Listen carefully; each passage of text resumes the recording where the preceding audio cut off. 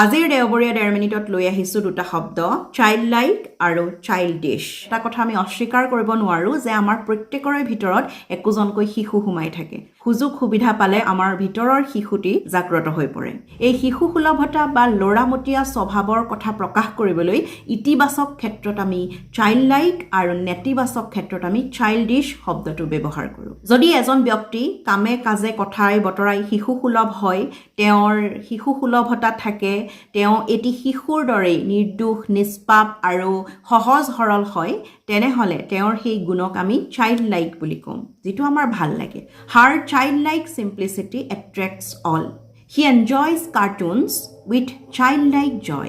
He gazed at the painting with childlike wonder. গতিকে সেই শিশু সুলভতা যি আচৰণত বা কাম কাজত প্ৰকাশ পায়, তেতিয়া আমি চাইল্ড লাইক বুলি ক'ব পাৰোঁ। সেয়া চাইল্ড লাইক জয় হ'ব পাৰে, শিশু সুলভ আনন্দ ফূৰ্তি, চাইল্ড লাইক ৱণ্ডাৰ হ'ব পাৰে, শিশু সুলভ বিস্ময়, চাইল্ড লাইক চিম্প্লিচিটি হ'ব পাৰে, শিশু সুলভ সৰলতা, সেই ভাল লগা ধৰণৰ সেইখিনি চাইল্ড লাইক। আৰু চাইল্ডিছ হৈছে নেতিবাচক অৰ্থত, যি অনবৰতে কণমানি শিশু এটিৰ দৰে আচৰণ কৰি থাকে, আকুৰ গুজ হৈ থাকে, মানে সেই ল'ৰামতীয়া অৰ্থত, যিটো নেতিবাচক অৰ্থত আমি ব্যৱহাৰ কৰোঁ childish. I don't like your childish behavior. Her childish behavior annoyed everyone. Don't be childish.